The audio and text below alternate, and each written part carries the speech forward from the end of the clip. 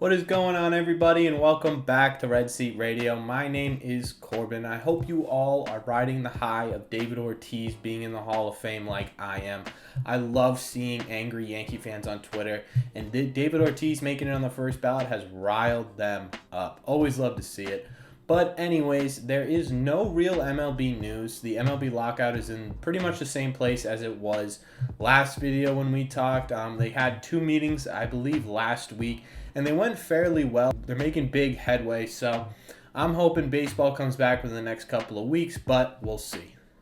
But because there's no baseball news to talk about, that means we can hop straight into our content today.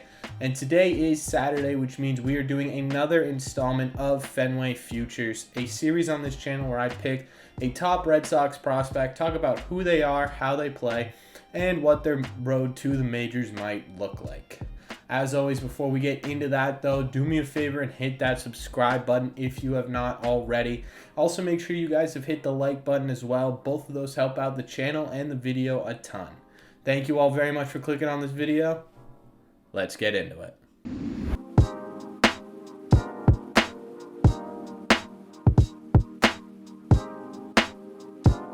As you've already seen, the player I want to talk about today is Blaze Jordan, a third base prospect for the Red Sox out of Mississippi. Blaze Jordan was drafted in the 2020 draft in the third round by the Red Sox, and the story with this guy is his power. If you've ever heard the term big country when they refer to baseball players, a guy who goes up from the middle of nowhere and swings for the fences and either hits an absolute moonshot or strikes out, that's Blaze Jordan. At the age of 11, he entered his first home run derby and won. And then at age 13, he hit two 500-foot home runs. A 13-year-old that hit two 500-foot home runs. That is crazy power, and it's power that has gotten him into the big leagues and into the position he's in today. The combination of a very quick bat combined with strength has allowed Blaze Jordan to be able to hit tanks to every single part of the field. The concern with scouts about Blaze Jordan is whether or not his swing and miss ratio will go way up as he goes to the minor leagues and faces more advanced pitching. Now, this is kind of a concern that every big super slugger has when they first get into the minor leagues or get drafted or signed or whatever. So it's not something to be super concerned about. It's just something to pay attention to, whether or not he can adapt to higher rated pitching. Now, his scouting hitting grades are hit 45 and power 60.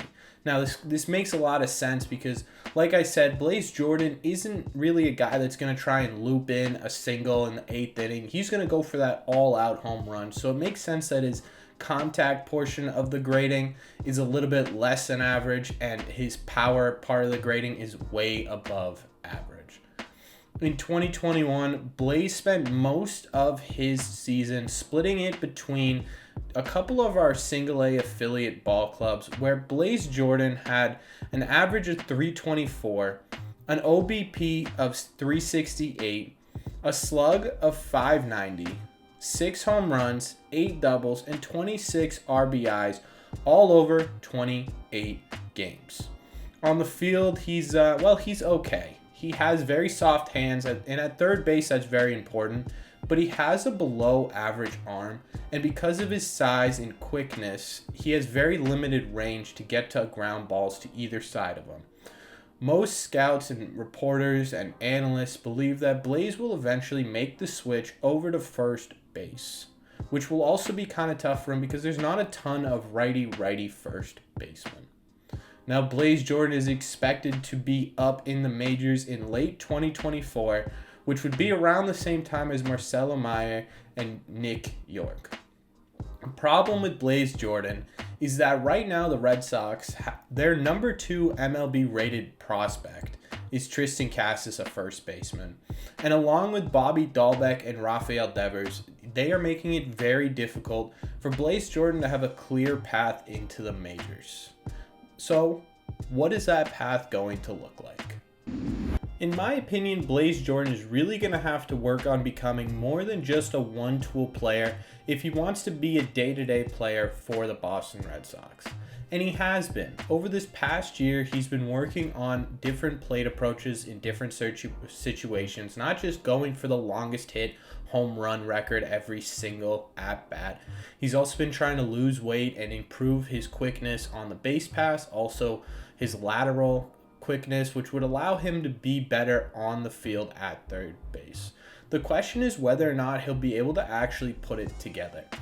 If he doesn't end up being able to put it together, and say he only gets the fielding or the hitting aspect, in my opinion, we'll most likely see Blaze Jordan, if all goes well with Bobby or Tristan, as a bench bat or a trade piece for someone else. However, if Blaze Jordan can put those pieces together, I really do think that Tristan and Bobby really should start getting nervous, because this guy, Blaze, has some serious slugging superstar potential. If he can add an aspect of hitting and fielding to that, he might be an all-around all-star in the future. However, like most of these players that we talk about, Blaze has kind of a difficult path to the MLB because of the people that are in front of him.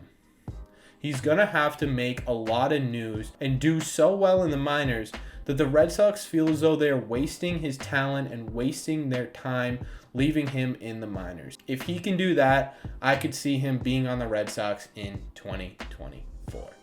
Let me know in the comment section down below what you think of Blaze Jordan. Is he going to be a superstar? Is he going to be a mediocre player? Does he fizzle out in the minors? There are so many different options with these prospects, so I love asking you guys and seeing what your comments are down below.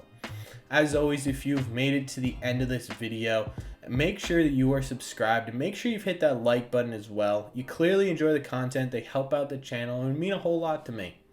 Thank you all very much for clicking on this video. Stay safe out there with all this snow that's about to come, and I will see you in the next one.